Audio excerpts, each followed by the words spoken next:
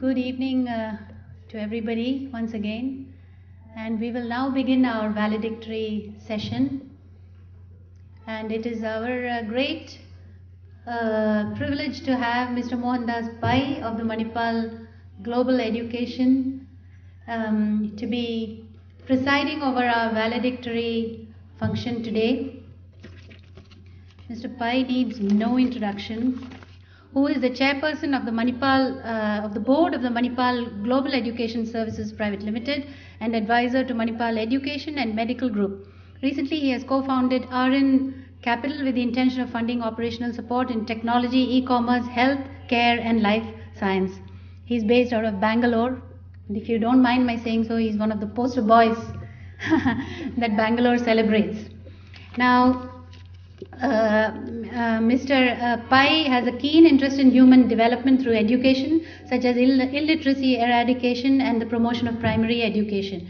In 2000, along with many other philanthropists, he set up the famous Akshaya Patra Foundation that we all have heard about in Bangalore, which is a midday meal program which is currently feeding 1.3 million children every single day from 8,500 government schools all over 9 Indian states. So that is the scale of the impact. The program aims to feed 5 million children each day by 2020. That is the scale of ambition. And Mr. Pai makes substantial personal contributions to the program. It has become the largest midday meal program in the world. Mr. Mohandas Pai, welcome. And thank you very much for graciously accepting to preside over this most important valedictory function with which our day's events will conclude. Professor Baldev Raj, please, is invited to kindly join the panel, sir. And also Dr. Tim Jones of Future Agenda will join the panel. So the proceedings will be now as follows. We have spent the whole day deliberating over the question of the future of education, and the last several hours have been spent in thematic breakouts in which we have discussed in great detail 5 different themes, and those themes are now going to be summarized by a representative and a moderator from each group. So we will now commence, and may I invite the thematic breakout group on emerging teaching and learning practices to go first, please. Mr.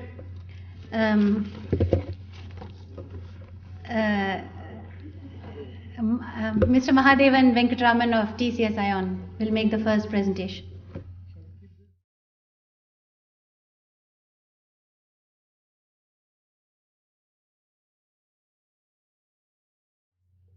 Good evening, everybody.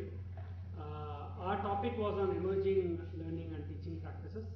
So we had taken a couple of points from that where to focus, and I would want to present one area which is on collaborative learning. One of the big changes which is happening in the world, in the education, specifically in education across, is learning is becoming more collaborative. Mainly because the content of the learning is become very dynamic, and access to that content is not freely available with everyone, and hence ability to learn from each other, ability to learn in groups, ability to learn at a dynamic scale is driving learning, and hence collaborative learning is becoming more and more important. So we set collaborative learning as a topic, we took it. And then why we want to make it more learner centric. Most of current learning is not learner centric. Okay, here if I take a K-12, meaning a school scenario, student centric, because many of the content, many of these are not updated on a dynamic scale, okay, or are not what every individual learner wants. Okay, so how do we make it learner centric? Learner here we are meaning a teacher or a student. So when we talk about collaborative learning, who do we collaborate with?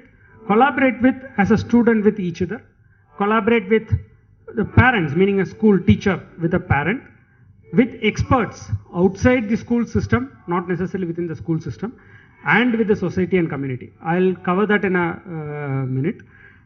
Learning, currently major learning is happening in physical classroom. How is the learning happening? This is the current situation, right? Where there are rows of students and there's a teacher. This is changing fast because in a collaborative learning style, it is no longer that the teacher is the leader or teacher is the authority or teacher is the know-all, right? Everyone knows as much as possible, or teacher is more a facilitator. And hence, from a scenario where the classrooms are designed like this, we need to move to a scenario where the classrooms are designed like this, where there are groups of people, where there are students sitting around tables, and then each group collaborating with each other, and the teacher is able to engage with each other. The advantage of such a system is that it becomes inclusive. Today, there are students who are slow learners or who are not very interested in learning or who are backbenchers, right? They are not engaged well. It is inclusive, learn from each other, collaborative, and a teacher is able to engage with every individual student. That is very critical. Okay, and every time when I'm talking about this, we might look at some of the top 1,000 schools. In fact, I was just explaining a few minutes back, or top 5,000 schools, and say it is already happening. But here, what we are talking about is not the top 5,000, 10,000 schools. We are talking about the million plus schools. Okay, so that is why this as a structure is important. But learning is no longer happening inside classrooms alone. It is happening outside classrooms also, and hence virtual classrooms have come up. Whether we like it or not, that is the way the world is moving into. And hence, how do we make the best out of it? So where the same what we talked about here, groups, are become communities in the virtual world. And the students can learn from each other, from the teacher outside classroom, and from experts. And these experts can be people inside the school, outside the country, from anyone, right? We all see MOOCs and different technologies which are coming in. It is important that people embrace that and use it. But it is also collaborative. One of the things is learning systems are going more and more online. We are talking about government schools where we talked in the morning about one teacher school, right? Imagine then computers, we might not even have computers. Okay, how do we then bring them into that fold? It is very critical that we bring them into the fold, otherwise they will be left out. And hence, we are saying that it is important to be inclusive, and hence get every one of them into this system. Mobile access is something which is very, very critical. So one of our recommendations is we should relook at the policy on enabling mobile access, because in 3 to 4 years, 5 years with 1,000, 2,000 rupee mobile phones coming in, right? Access and learning on the go becomes more critical. It's not just that. When we talk about collaborative, people are students and together, they learn and create hands-on, right? Hands-on learning. One of the things which also enables hands-on learning is today, I don't know whether all of us have seen it, there are 3D printers. Kids come out with so many ideas. You'll not believe, we just did a small project and we just gave 3 ideas and asked kids to come out with products on those. They came out with some 15 different products, okay, 15 different ideas. And as adults, we might filter it, most of it, because we all have baggage in our mind and we think it will not work, this will not work, that will not work. But we just throw them out. But kids don't know that, and hence they come out with lots of ideas, which actually open up our eyes. Now, enable them, not just give them in collaboration, also give them hands-on learning through creating something through a 3D printer also. And it is today eminently possible. So why don't we take the top 100,000 schools and start giving them a 3D printer, make it to the next 500,000 schools, then the next 500,000 schools, okay, in the next 3 to 5 years. So that is the other one. Another critical in this learning is we talked about collaborating with the society and community, which is very, very critical. Take every government school, we should enable that every student does one community project, because that is something which really makes the student do something for his or her society, because the society is becoming more and more materialistic, more and more tech oriented, more and more less playful, right? So you need to engage the student back to the community. So bring them back through community products and projects and that is very critical. Communication with parents regularly is very critical. In fact, outside the top 10,000 schools, I don't see many schools communicate day to day what is happening in the school, what is happening in the classroom to the parents.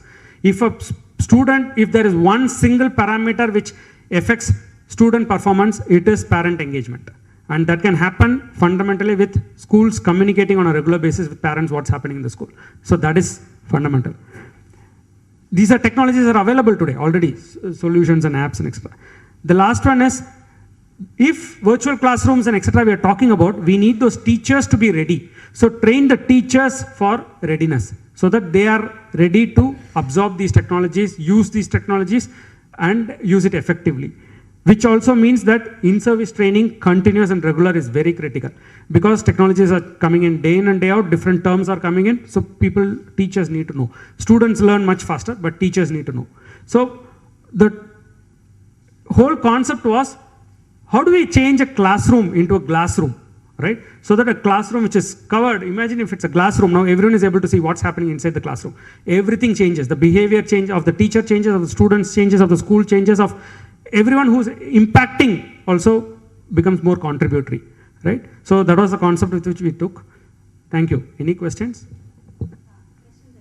Yeah. Sure. Much, Maha. The next group which will present is working with diversity, please. You have 5 minutes.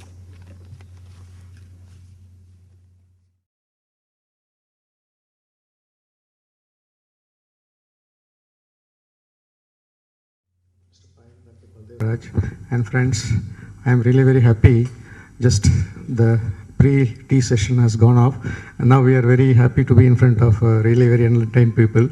And though whatever we had discussed in a small way, we have discussed, and I don't know whether it will come up to your expectations, but still what we believed strongly in our own discussions, I am just presenting it to you. The point is to live with diversity. As we live in a diverse world today, we cannot escape from this. Whether it is political division or philosophical division or economic division, whatever is taking place, we are living with all those diversities in the world, and that is percolating down to the minuscule level in the classroom also. That was all discussed in the pre-lunch session. Now our point is that in order to carry along a very effective classroom situation where the future schools can become very strong, and each individual participant, whether the teacher or the student, can become contributors to the society, because after all, every school, every nation expects that the participant who is getting something should give back something to the society. If that is to happen, on 2 points we have discussed. That is the curriculum design and then the role of the students and teachers. The present situation of diversity is that compared to the previous years, whether we are moving more towards divisions or more towards unity. The political world is divided, the religious world is divided, the economic world or psychological war, whatever is going on, is, we are seeing, more divided today. Under these circumstances, how to live with some kind of an amalgamation of all these forces. And that should be brought down to a very small unit called classroom. If that is to happen, to meet out the 21st century's requirements, in a very small way we thought like this. Diversity, as we see in today's world, students' ability is diverse, socio-economic level is different, gender difference is different, and all these things exist in the majority of school contexts. However, it needs to be leveraged to benefit children and those interested with the education of children. That is, the parents, the teachers, the state players. What is to be done? We strongly believe that in curriculum design, there has to be some changes. What changes? The flexibility is to be given to individual institutions to frame and execute curriculum keeping in mind the socio-economic, cultural, ethnic, and local conditions to meet the requirements of the 21st century. A uniform national pattern of curriculum doesn't work effectively. If you think of Loyola College in Chennai, NIAS here, and PSG in Coimbatore, they all have got autonomy. And because of their autonomy, the output, all of us know very well, how such students are becoming masters in their own subject and also masters in guiding others also. So autonomy is something which should not be restricted. It should not be the major role played by the government or the boards, so-called boards, should not restrict that this is the only curriculum and the yoke is put across two people and then they are supposed to pull the cart. That should not be there. There has to be freedom that should be given to the individual institutions. Whether the individual institutions come up to the expectations or not, there's a different part to be played. That's a secondary scale. The second point is curriculum should include requirements for students to work with the local communities. There seems to be a total dislink between the local learnings, local situations. What I am learning today in my geography is about the continents of Africa, continents of America. Of course, that is important for global situations, global learning. But then if I do not know that I am living on the seashore in Kalpakam, I do not know when the monsoons will come, when the fish production will come up. If I don't know, then the education that I am giving to the children is useless. So the curriculum should include the ethnicity of the people there, then the cultural background, socio-economic background, and also the social requirements. And the curriculum should include requirements for students to work with the local communities to solve local problems such as rainwater harvesting, livelihood generation. As I was telling, if I am living in a mountainous area, I should know when in Uttarakhand area or in Uttarkashi or in Jharkhand, when the monsoons will come, what kind of crop should be cultivated. So that has to be linked in the curriculum. If the children do not know what it is all about, because in Jharkhand, I come from Jharkhand, for about 5 years I was working there, the crop grows only once in a year. Because the mountainous region is there, the monsoon comes only once in a year, twice, or 2 months or 3 months, and thereafter the water drains out, and children do not know what they all learn about, social history, geography, or whatever it is. Then the other point is curriculum should include or involve unique practices like original thinkers like Sri Aurobindo International School, Rishi Valley Public Schools, and also Tagore International School, Bunker Roy, Dr. Kurians in Anand University somewhere in Gujarat. The point is if there is a curriculum diversity, forget about the other diversities that we are talking about. If curriculum diversity is competitive in nature, I think life will become more competitive, healthy, and it will become wholesome. That's our point. Thank you. Thank you very much. The next group which will speak is on changing roles of teachers and students.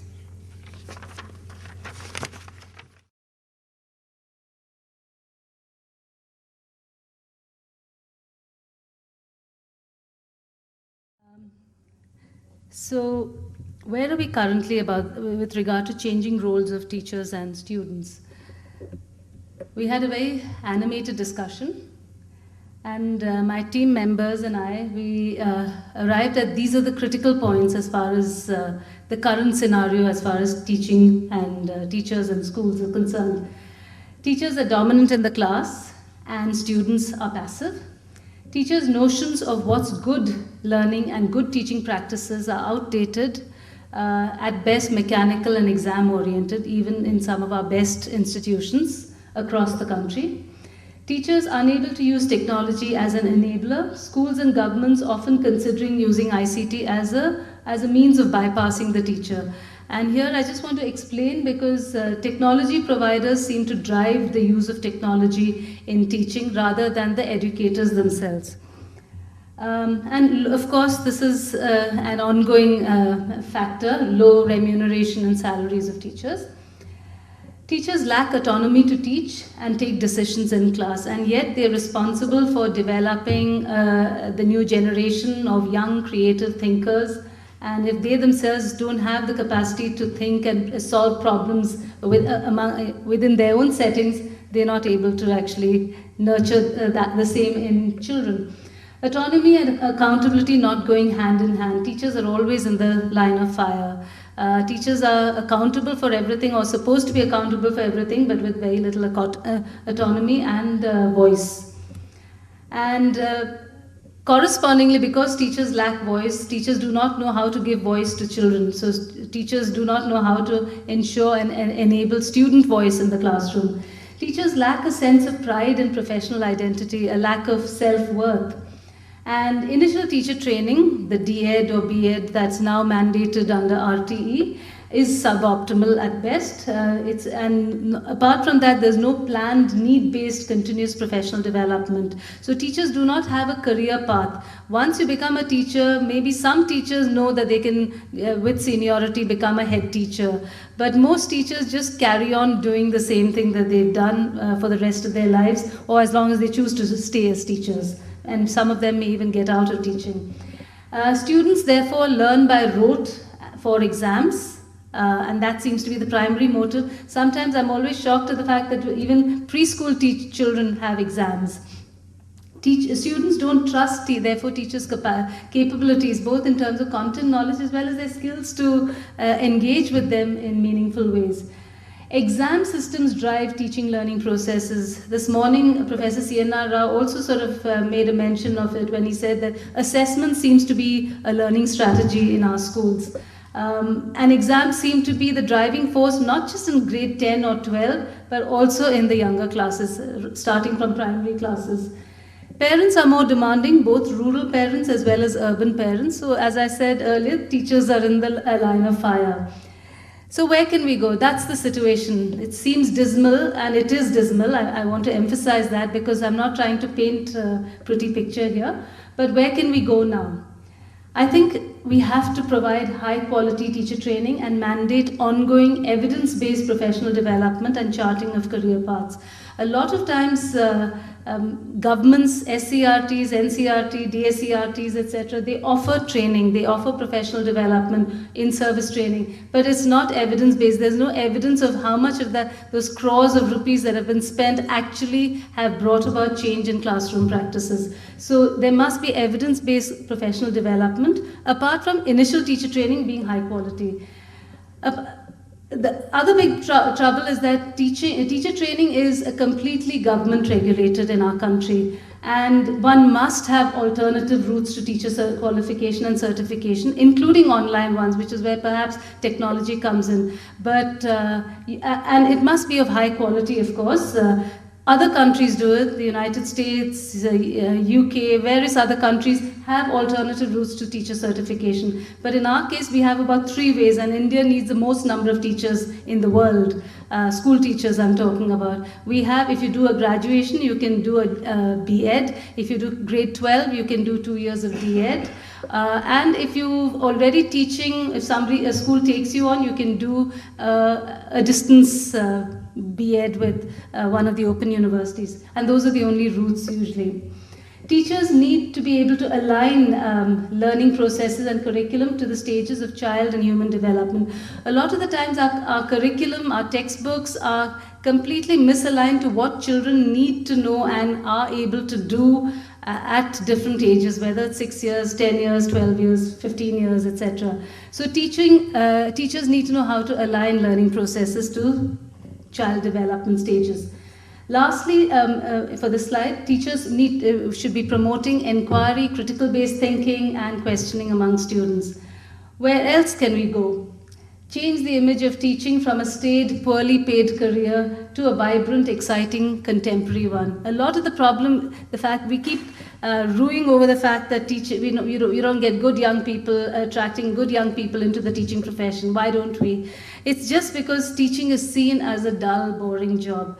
And we need to have exciting role models for young people if they want to consider teaching as a career. And perhaps social media, which is free, is a good way of changing that image. All current norms of good teachers and teaching needs to be turned on its head, because a lot of times we have a lot of rhetoric that we've acquired, and we've got conditioned to thinking what constitutes good teaching and what makes a good teacher. It should actually stand on its head. That's the only way we can actually re-examine the whole idea of teachers and teaching. Students should be able to think, question, discuss, debate, analyze, articulate ideas, both in writing as well as verbally, because these are important skills, not just for the world of work, but just to engage with other people in this world. And students should be learning from teachers who are kind, fair, knowledgeable, and listen to them. And this has been told by students themselves. When we ask students what do they expect of teachers, these are the things they say. A teacher must be kind, a teacher must be fair, a teacher must be able to listen to our different points of view. I'm finishing. Where can we go? All schools must be inclusive places where children of different abilities as well as disabilities are able to learn in a conducive environment with a sensitive teacher. So who are the key drivers, or what are the key drivers of change? Well thought out sensitive media campaigns to enhance the image of teaching and teachers. Several years ago, the UK government did that, and that really attracted a lot of young people into the teaching profession. Perhaps that's something we should do, because we need more teachers than any other country, as I said. Enhancing teacher training on a war footing. I don't see that happening. We have to do that. Opening up initial teacher training to organizations with sound credentials. Using a strengthened national teacher eligibility test for teacher certification and quality control processes. So it doesn't matter what kind of teacher training or which organization has trained a teacher, as long as every person who's been trained goes through a national teacher eligibility test of a high quality, they should be given a teacher certification rather than going through only the B.Ed, D.Ed routes. Honest, corruption-free governments that have the right priorities for harnessing our demographic dividend. That's absolutely essential. Thank you. Yeah. The next group will present on student aspirations.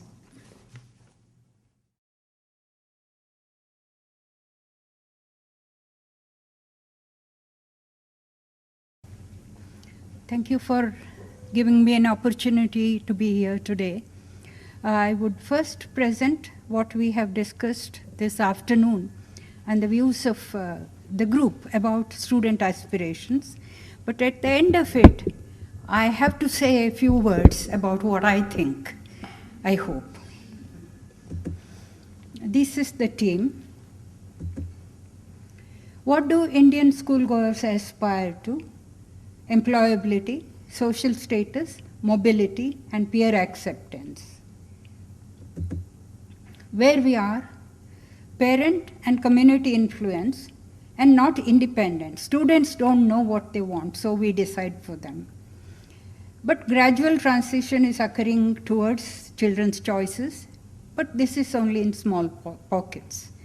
Choice of aspirations among students, one has to take a life cycle approach. When a child chooses at primary school level what he wants to be, is totally different from what he chooses when he's 15. So it moves across stages. There is diversity in aspirations, urban, rural, gender, and socio-economic based status related. Aspirations also examination oriented towards qualifications. But employability is the key destination for learning. This is where we are at this moment. Where we want to be in the next 10 years, we want every student to have aspirations, leverage technology to nurture student aspirations, multidisciplinary curriculum, especially at pre-primary and primary school levels. Aspirations should be part of school, child, and parents' discussions. It should be comprehensive and holistic. Enhancing self-esteem as one of the measures of aspirations through child-centered play activities. Small research initiatives towards empowering students. Linking higher education institution to schools, and within schools, starting from primary education and moving to the high school level, and not treat high school as a separate entity. What do you need to reach there? Hands-on experience for children's aspirations should be child-centered, real-life experience such as field visits, apprenticeship for older children, activities and play initiated by the student. We need change of mindset, and there was a lot of objection to the use of the word called mindset. Yeah, I really mean mindset. We need to change our minds about seeing things differently, and both in parents and teachers. I'll come to it at the end of this. This can be elicited through dialogues in schools by the teachers. These are small suggestions, creating consortium of schools, network of schools to nurture student aspirations, move from self-centered economic orientation to pro-social altruistic aspiration. So we don't want the aspirations of children remain self-centered and materialistic, but move on to something different. This could occur through peer group interaction inside and outside the schools. Now, my own feeling or impression about this seminar, it was very interesting. There were a lot of viewpoints. Yeah. So here we find children are missing in action. I think children should have been the focus. Here we have focused on teachers, but we have not focused on children. And I believe as a developmental psychologist that even a 2-year-old or a 3-year-old is capable of thinking for himself, and we can learn from them. So to end the presentation with Professor Yashpal's quotation, learning from children what to teach them should be our motto. Thank you. Our last group presentation will be on the topic going from knowledge to beyond knowledge and skills into values and ethics.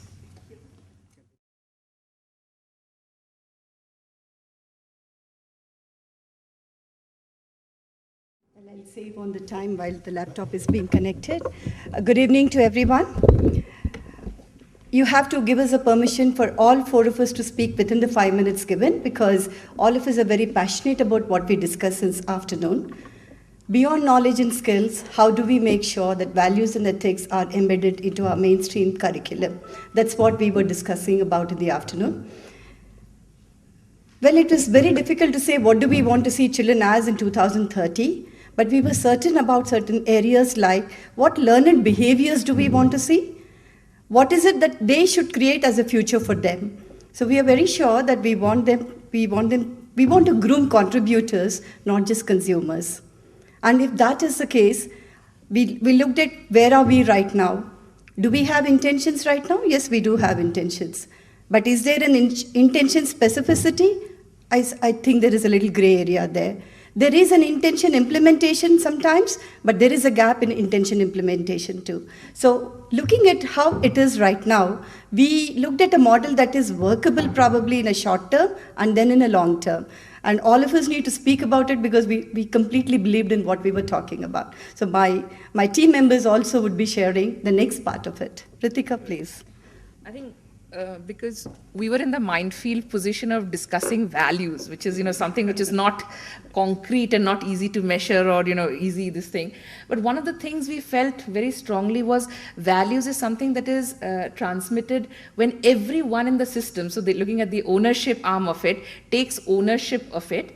And they find way of, having a dialogue from bottom up and top downwards both ways. So maybe, and it's such a thing that values have individual connotation and context. So what we mean by values, we've steered away from saying people should have integrity, etc., and coming up with a long list of saying this is something that people need to own and decide for themselves as small clusters or communities of group, and then they commit themselves to action within that particular sphere, and that teachers are able to define that and find space within the structure and form of their education system, their school, and create spaces and learning experiences that nurture those values, transmit them, evolve them, generate them in their day-to-day transaction. But we felt that having ownership of their value and committing to the value is the first part of teaching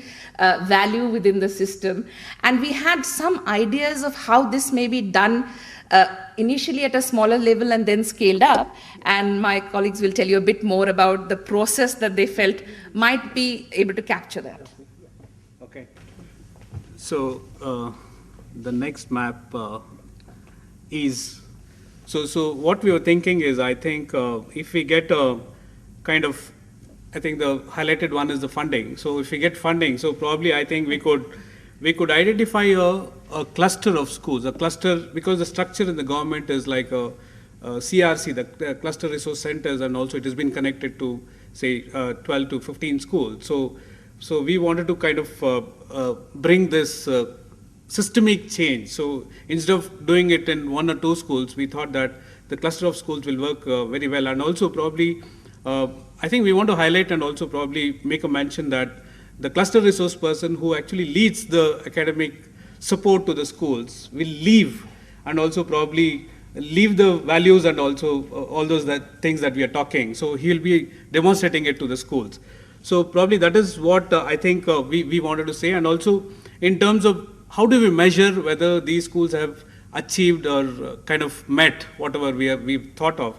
So probably if the school has a definite framework within the school that about the values and also probably and these are visible and also probably measurable things that comes out in the school.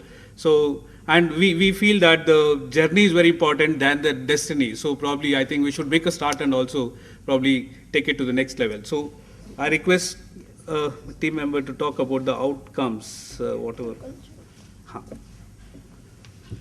And the outcomes, what we expect from this value education is it demonstrates values. The children will demonstrate the values what they have imbibed, and the school will be able to articulate the values, and there will be a value education policy and a value education cell which determines the curriculum along with the values and to be implemented by the schools. And we cannot measure the values, so it is up to the school to measure whatever they learned. So what we have given it as whatever, measure what they treasure. And whenever the child inculcates the values, you celebrate the values or you appreciate the children and give incentive to the children. Okay, thank you. So that's how we felt that probably we can start with a feasibility study and then see how it goes, give it a gestation period of 2 years and then take it forward. Thank you very much. Thank you. I do apologize for that as a timekeeper for this conference. So since we started around 15 minutes late, we started this session about 15 minutes late. With your permission, I will, we will conclude it 15 minutes late. So we will go on until 5:15. I now wish to invite our panelists to kindly respond to the 5 presentations that were made. So we will start with Dr. Tim Jones, who is the director of Future Agenda, the worldwide global foresight program. Tim. Interesting to see the different connotations. To keep it brief, I think I'd pick on all 4 actually, and say it's interesting that the ideas that you presented match very well with what other people have been talking about in other parts with slightly different nuances, but in different perspectives. The collaborative learning, particularly, I can leave all the materials from all the other workshops outside for you to keep. But there was, I think, the collaborative essence is coming not just about teaching children, it's also very much coming out of the adult learning perspective and some of the techniques from adult learning going back into schools. The diversity thing keeps on raising its heads in many different ways, and I really do think that some of the suggestions around more flexible curriculum keeps on being iterated as the direction to go, but the question is how to do that whilst maintaining consistency, and that's the dilemma that most people seem to be having. How can we have the more agile benchmarking when there's as you veer away from national stereotypes? And then lastly, I think the role of the teachers, everyone's mentioned Finland, everyone's talked about some of the issues around that, but it really does seem to be that the role of teachers in society is one of those levers that needs to somehow, and I know money's always the easy answer, but I think it's more than just throwing money at the problem. It's how can different societies see teachers as a catalyst for change, not just for education, but for health and for economic prosperity, because it seems to be that underpins getting the right people into the space, getting the respect, that then has so many positive knock-on connotations. So really interesting to see the perspectives, and I'll make sure that you get access to everything we talked about before. Thank you. Thank you very much. That was Dr. Tim Jones of Future Agenda. Professor Baldev Raj will now respond to the panel presentations. Thank you very much. You have been wonderful. I think you have all participated with your clear thinking. But I have a responsibility. If the panel leader is given, group leader is given 5 minutes, I should not take more than 2 minutes. It would be not really good. I was always afraid when it started that after bringing the people, would we discover something new or would it be repetitive? I think there are a lot of new ideas which need to be dwelt. I don't think our work would be over after listening to all that.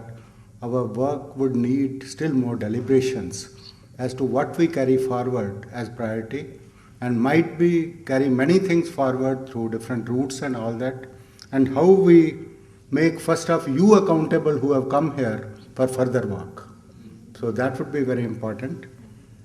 I think the nicest thing I learned which suddenly struck me was that the antidote to the diversity is more diversity, which is designed diversity. If you want to really take advantage of diversity, you design the diversity, just like scorpion bite can be taken care of by poison only. Diversity in a creative way can be taken care of by diversity only. So how do we design, how do we do it like that? We'd have to really see. And one thing I missed is, I tell you my child experience, studied in a government school, purely on the initiative of the teacher and the parents. One teacher, I was born in Kashmir, they would take us for 1 month into nature. Parents would contribute, and those parents who are not able to contribute, some other parents would contribute in a very silent way, student not knowing. And I believe that learning from nature in the hands of a guide perhaps was the best classroom for me. So I think we must embed at a school level itself a love for nature, observation from nature and things. So this the only thing I wish to say, but I thank you very much for your presence and wonderful work which you have done, and we have to find the mechanisms how to proceed further. Thank you. I now invite Mr. T.V. Mohandas Pai to deliver the valedictory address. Dignitaries, teachers, ladies and gentlemen, I think it's a very interesting session that we had where many team leaders came and spoke to us about what they have discussed. And I would like to share my perspective for each of these sessions. If you look at education today, whether school or college education, you find a very interesting phenomena which is very disruptive. Education has two components. The first component is the regulatory aspect, where you have a curriculum, you have a structure, you have an exam, etc. Then you have a learning aspect, where a child or a student goes through a learning process of assimilating knowledge, internalizing knowledge. Now, the regulatory aspect has become very ossified. It's become very static, very rigid. But the learning aspect is getting disrupted in a very significant way. And this we need to understand, because this has very great impact on education, whether it's in school or otherwise, and is getting disrupted because of one single phenomena, and that is the rise of the internet. What does the internet do? The internet on a single platform has brought together the accumulated knowledge of human civilization of the last 5,000 years in one single source. Not in a book, not in a teacher, but one single inanimate thing called the internet. And every day, thousands and millions of people are adding content to it. So a lot of knowledge, there's a knowledge explosion, a lot of information knowledge. And every day, hundreds and thousands of people are creating mechanisms by which they can be distilled wisdom and distilled knowledge. So education has moved from information dissemination to problem solving and answering questions. And it meets the needs of the child. Because for the child, as in traditional Indian learning, the child is curious. His mind is soaking in natural phenomena. The child asks questions which maybe we don't ask as adults. And the child is always curious. How do you keep this curiosity alive throughout the life of the child and not deaden this curiosity is the central role of school education. So the curiosity has to be kept alive in a manner where the child discovers by itself and goes to a mentor or a teacher to answer some questions and raises questions, because the child always looks at some information and looks at various aspects and start asking questions. Why this, why that, why this, why that? And we know from all our experiences that children do that, right? And we also know a child by the time it becomes 12 becomes deadened, because we don't allow the child the right to curiosity.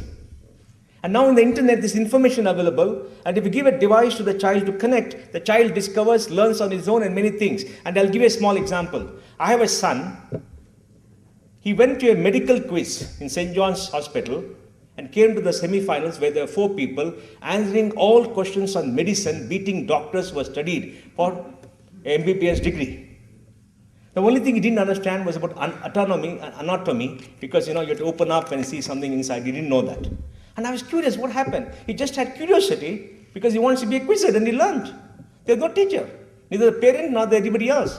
He just learned. So look at the mechanism that's available. So we've got to create this environment of disruption. And disruption is happening in a very big way. We have to accept it, see how to make it part of a curriculum and give them access. Second is, we must understand the scale of the problem. There are 100 million children born every year on this planet.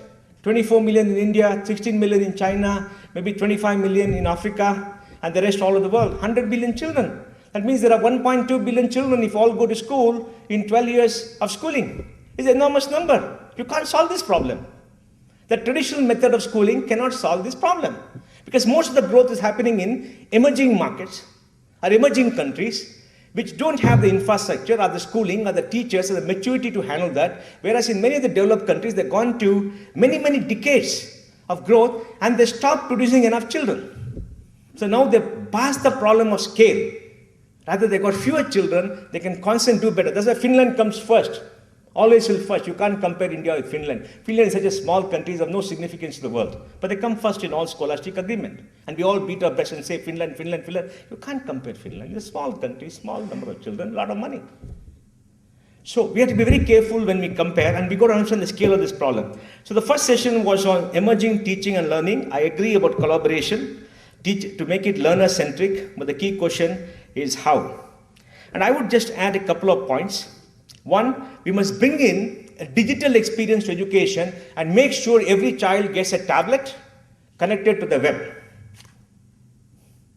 Digital India doesn't cost you much, 5,000 rupees a year. We spend 11,000, 12,000 rupees a year on every child. We should do it as a one-time measure so the child gets independent access. Of course, there's some rotten stuff on the web, and we've got to see how to take care of that. Second, in the 12 years of schooling, we must allow for a differential learning experience.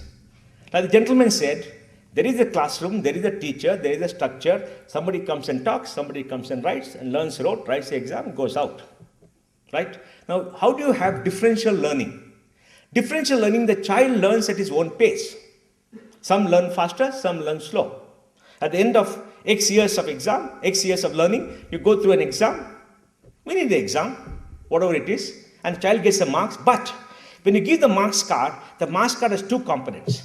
One is the exam, because many things are there, you can't do away with that. Other is, how does the school see the student and the teachers see the student? So how do the teachers see the student? In many, many ways. A teacher's assessment should be written down there. So when a child goes out to 12 years, goes to university and shows, yes, I got these marks in the board exam, I got maybe 60%, or whatever it is. But in all this assessment, in critical learning, in creative thinking, my teachers rate me highly in the top 5 percentile. And you must give value for that.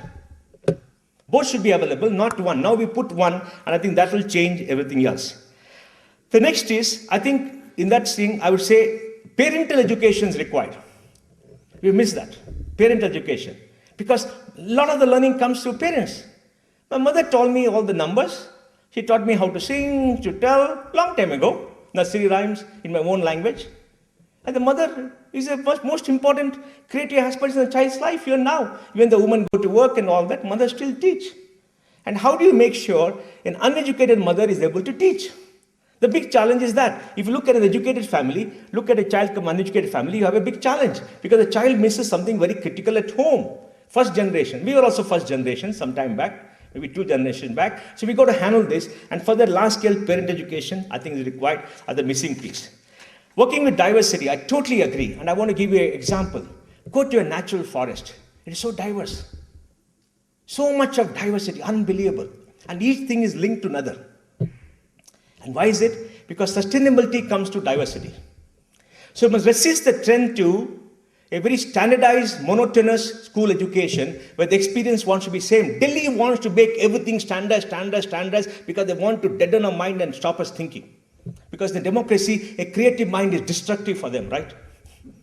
So we must resist this. And we must have a very diverse way of teaching. I totally agree. You must be local community centric because we got to learn from the community. We stay there, we got to understand. I totally agree what Dr. Baldev said about going with nature, understanding the place of work and all that. I think that's a very important thing. And how do we do this?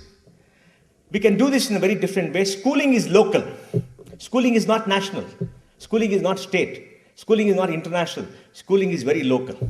Because schooling is based upon the local culture, local understanding, on top of this, a knowledge ecosystem. So schooling is local. For that, I would suggest, and schooling depends upon socio-economic conditions. Educated children from educated families, children from poor families, children from slums, children from rich, they're all very different. Yes, we all put them together, but they're different. How do we make sure each child is enabled to come up to a minimum standard? We have to think through how it has to be done with greater care and possibly, greater coordination. And let me tell you, we must have diversity in schools. In Infosys, sir, one day on a Saturday, I saw a lot of children, very plump, very fair, well-dressed, standing in the line to go inside. I was wondering, where are they from? They were some international school from Bombay. Everybody was the Coca-Cola generation. I studied in a school where my classmates were children of butchers, school teachers, businessmen, rich people, some cleaners, everybody else. And we didn't know the difference. We didn't understand religion. We didn't know the difference. We all ate together. We all worked together and we did everything else. Now when I see my school football captain in the street, I go and wish him. I tell him, I've got so much admiration for him because in my mind, he's my school leader. He's my hero. But he looks at me and says, you are a big guy. I said, I'm not a big guy. You are a big guy to me. What do they show? If you have diversity, the diversity in the school should represent the society around us. It cannot be gated communities. That's totally wrong. It must have the entire society should be there in represented in a different sort of way. So when they go out, they understand how to live among everybody else and don't become distant from their own kinsmen. I think that's important. Next is, we must have school boards instead of state boards. Every district should have a school board. And much of the control and mechanism should be at the school board. Because the district can control. We got 640 districts. Maybe there are 20 lakh population in each district. 15% children, 3 lakh children in a district. A small enough number. Small enough number of districts. So district must be empowered, like a district board. Like in America, people go to boards, districts where there's good schooling. They change jobs because they want the child to have good schooling. And the districts can compete, and the districts should have the autonomy to go to schools and tell them, experiment, do anything, we'll give you this kind of a freedom and we'll compete. So many diverse things come up rather than something coming from the top. And there will be broad guidelines. Within the guideline, the school have to be autonomous. And then I'm discussing Dr. Baldev, we need a school for gifted children. We all say everybody should be together, this and that, blah, blah. That's all fine, that's fantastic. But children who are geniuses, they are different. We must have a school for gifted children. Children who are on the Mensa, whatever genius level, come together in one school where they are peers and they study at their own pace, become doctorates at 15. Why not? Graduate from school at 11. Why not? No structures. No structures. Let them go at their own pace. Let them do what they want, learn. And they should be done in places like an IIC, where the best professors come in a cloistered atmosphere, which is safe for them. So we need special schools, and we must not, in the guise of standardization, not forget that. Changing role of teachers and students. For the last 30 years, I've heard the same. Nothing has changed. I don't think it's going to change anyway, because we are a big country. And the teacher, except one thing has changed. 30, 40 years ago, the best of the generation became teachers in the 50s and 60s. That's the aspiration. In the 70s, best went to engineering. In the 80s, best went to maybe medicine. In the 90s, maybe the best went to financial services. In the last decade century, they all went to IT. So each decade has got the best in class. So if you compare teachers of today with the teachers of earlier day, they were all giants, they were all brilliant people. The best top rankers went to teaching. Now the jobs are available in plenty, so we got to incentivize people, we got to find mechanisms to do this. And then to understand the role of the teacher, the most important thing is to understand why there are good schools and why there are bad schools. Why are some schools good? Why are some schools bad? The reason is very simple, management. If NIAS has to be good, the management has to be good. The top 5 people have to be good. In the sense they have a vision, they work on it, they're open, they're liberal, and they allow talent to flower. If they're closed and they're standardized and they inhibit people, it's gone. So the management of school becomes important. How do you make sure there are good management schools? All schools don't have good management. In the earlier era, in the 60s and 70s, government schools were very good because the brightest people went. The education inspector was a man of reputation, and the government carried on the British system, which was pretty good. They didn't corrupt the system like we do today. So it's pretty good. This worked decently well. I mean, everywhere top in class. Now everything is gone because appointments in government schools and political consideration, teachers outsource the work and go away somewhere. There is no discipline. MLAs have loyalty. It's a broken system. So we must encourage good schools to expand freely because management is important. And in a big country, there can be hundreds of good schools. Allow them to freely expand, give them money to expand because they bring management. I think management is extremely important. Student aspiration. Student aspirations change with time.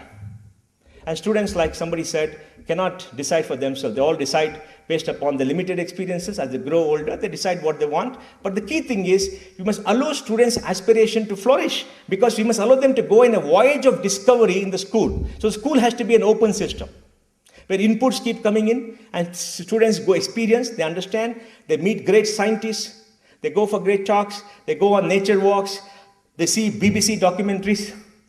How many of you have seen BBC documentaries on nature? Extraordinary teaching stuff, unbelievable quality. Why can't rural students see that? Because the minds open up to something so beautiful, something so nice in nature. So they must have access to the best teaching material, go on a violence of discovery, and the key thing we must do, the school should connect to the outside. The school shouldn't be a shut system.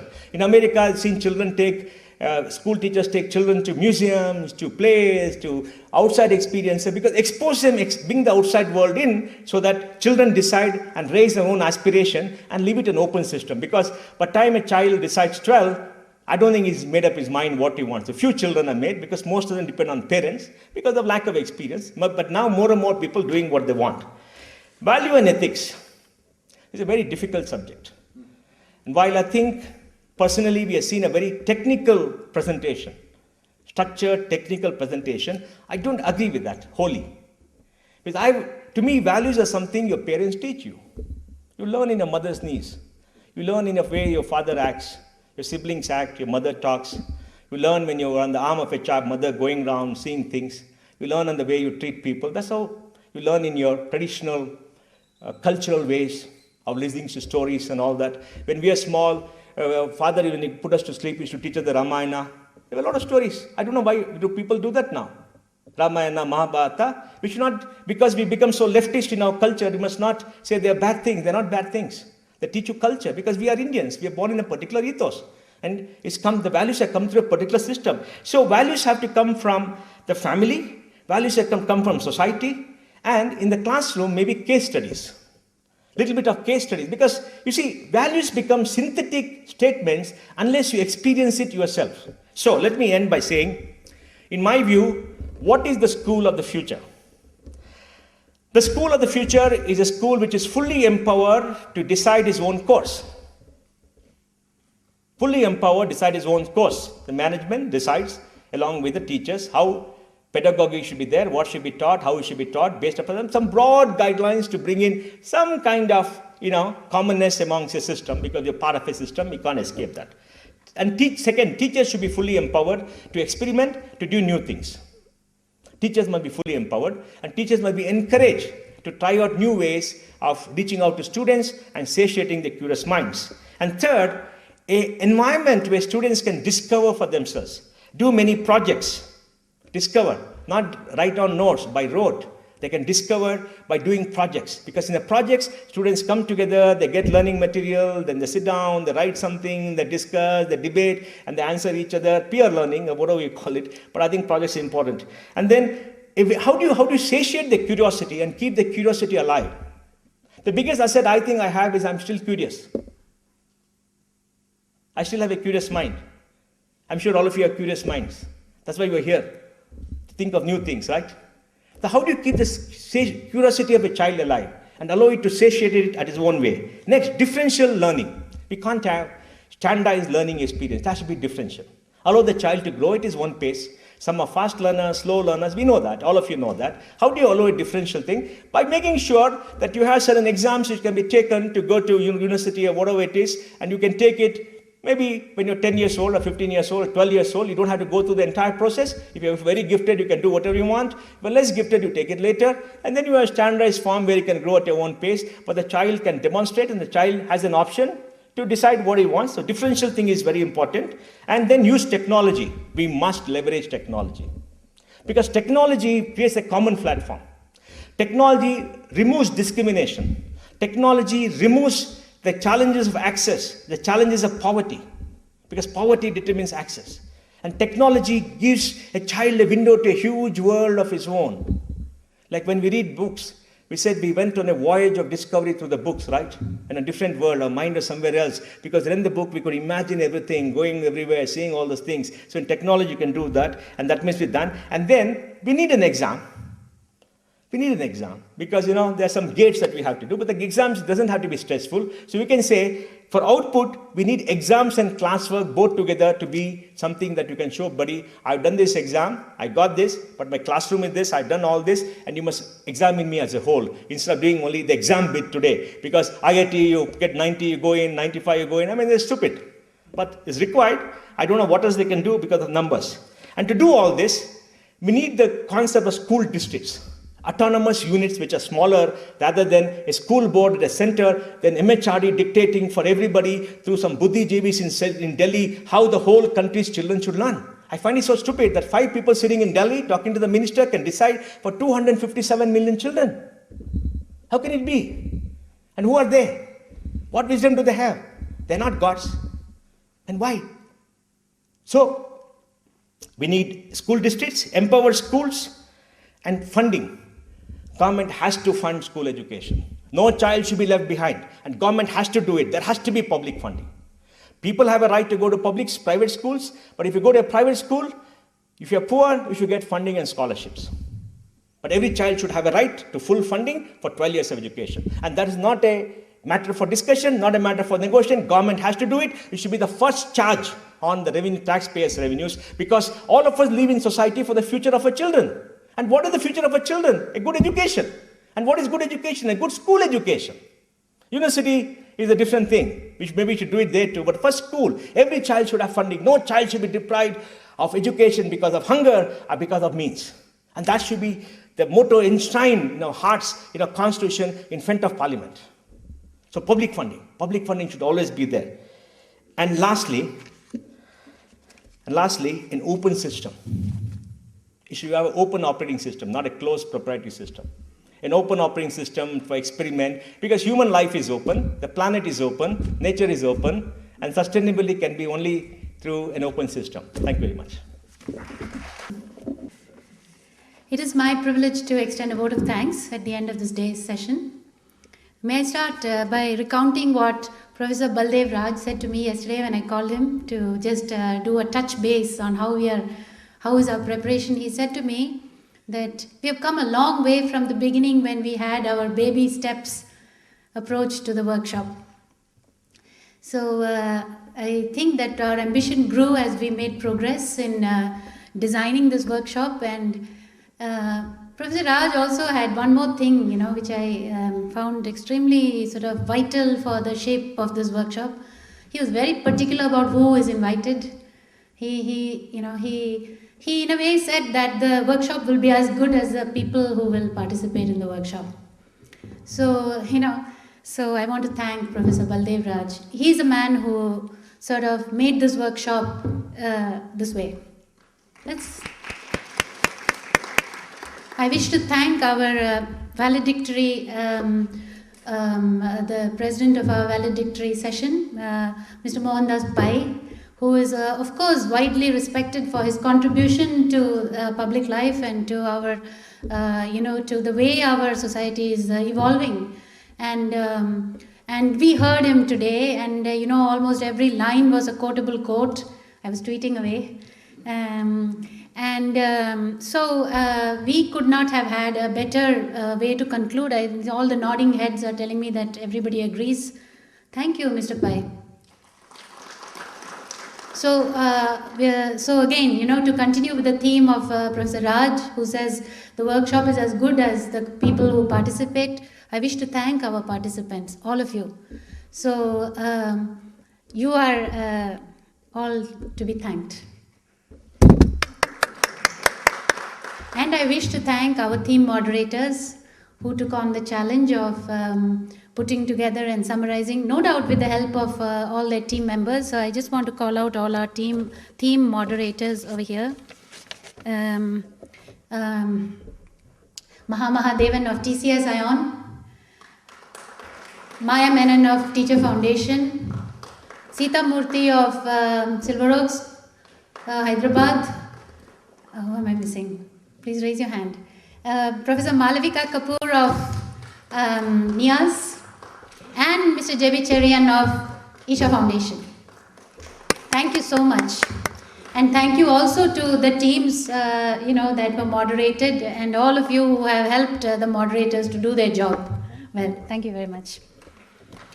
Now, our keynote speakers from this morning were the most distinguished Professor C.N.R. Rao, who is a great source of inspiration, who's highly admired for his bluntness, his to-the-pointness, his clarity about what is working, what is not working, the way he doesn't, he doesn't spare anybody, he doesn't pull his punches. So it's a great honor for us. What is more, it sets the tone. So, as Professor Raj said, if this is not the end, but only a beginning or only a milestone in our journey in this regard, then we could not really be looking for better advisors and guiding lights than Professor C.N.R. Rao, Mr. Mohandas Pai, and our other keynote speakers. I would like to call out Mr. Kapil Mohan, who is the Principal Secretary, Primary and Secondary Education, and who was also here on behalf of the Karnataka Knowledge Commission. And we have other distinguished representatives of the Karnataka Jnana Ayoga present over here, and in the participants also. Then Mr.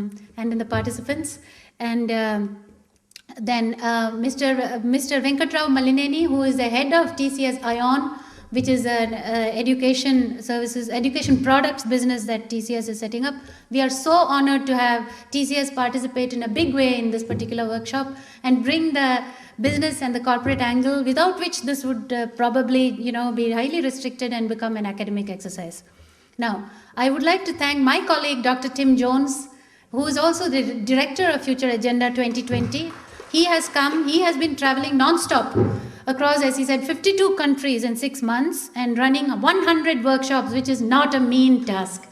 Future Agenda has provided us a platform for this amazing discussion that we had today. It provided us a hook on which we could peg all of these thoughts. And I think I am joined by all of you in greatly, even though I am also a part of Future Agenda. Then I would like next to thank our sponsors, most distinguished sponsors, Tata Consultancy Services, TCS ION. We are very grateful for the support of TCS ION. We are equally grateful to Karnataka Jnana Ayoga, who have recognized the value and the potential of this particular forum and this gathering, and they have, vested their trust in us, and they have sent us their most distinguished delegates to participate in this. We are most grateful. I would like to thank Professor Anita Kurup. She is actually the guiding hand behind this workshop. She is very much a part of NIAS, and without her active role, we would not be able to call all of you, and we would not be able to structure this agenda in this way. Thank you, Professor Anita. And I would like to also thank our most supportive young research scholars. There are 4 research scholars sitting in the back, and I don't know all their names, but they are there in the back, and you saw them supporting the breakout groups. Thank you to these most excellent young scholars for their support to document the discussions, and also in the further going forward, I hope, to actually produce a report. So we will take your help. I wish to thank our most helpful and most competent administrative staff, the office of Mr. Aital, And that includes Ms. Stella Mary, who you all know, Mr. Ramesh, who is sitting in the back there, and Mr. Arun, and I'm sure there are others that I have not mentioned, but all of them have been most helpful. I wish to thank the Director's Office, particularly Ms. Gayatri, who I don't think she's here. They're all very busy always, and Ms. Mariamma, both of whom have been so wonderful and managed to help us throughout all these things. Many of you have been in touch with them. I wish to thank our most excellent photographers and videographers who are sitting in the back.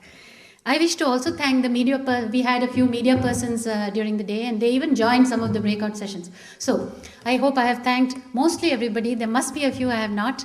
But for me personally, it has been a most delightful experience.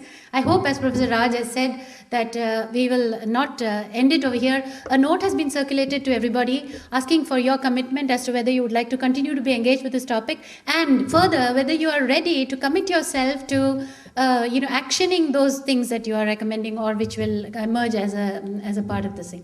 Finally, I would like to say that Future Agenda always makes it a practice to share back to all the participants, and Tim has already said, to make available all the other findings of the platform, of the Future Agenda global platform.